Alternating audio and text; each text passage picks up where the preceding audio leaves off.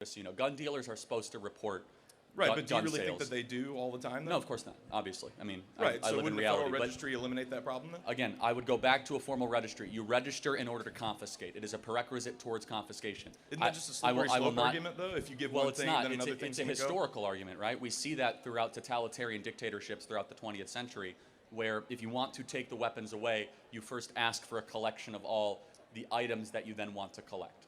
But I could see, you're coming after this in good faith. I tend to be on a much more libertarian side, even though I'm not libertarian, where we actually need looser gun laws, because I think that gun laws? Oh, yeah.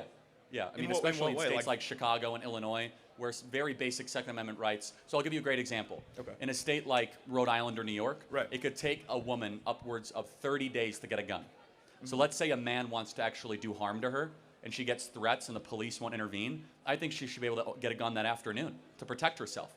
I understand that. So in that case, I think that gun laws should be looser. I understand. I think in that regard, I do agree with you. Cool. So that would be an instance of that. But do you think that they could investigate cases like that and see if there aren't any medications? I mean, a lot of these antidepressants can change your brain chemistry. For sure. Do you think we should ban driving? No, I don't think so. And I know where you're going with this. 55,000 people a year die from car accidents, right? Right, so absolutely. But those are accidents, though. That's not someone intentionally going and killing somebody. Well, that's not true. Some people intentionally do, or some people have DUIs, right? Some of it is an act of agency, not just accidents, right?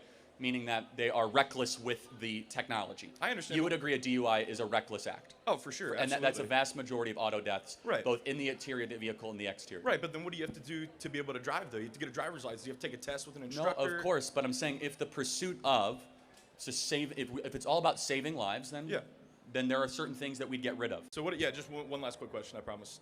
What about something, as I mentioned, with taking a driving test to be able to get a driver's license, you have to prove that you know how to operate the vehicle safely. What about something similar to that with owning a gun? Some kind of thing where you go to a range with a trained professional, you show that you know how to operate the gun, safely, know how to store it safely, things like that.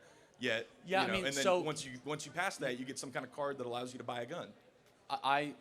I mean, it's all about protections. It's not about restricting rights. On that, you might have some agreement with me. Because actually, the number one cause of errant gun deaths is accidental discharges. People that don't know what they're doing with their gun. I understand. And so I think that could be prevented through better training. So for that, I actually might have some middle ground.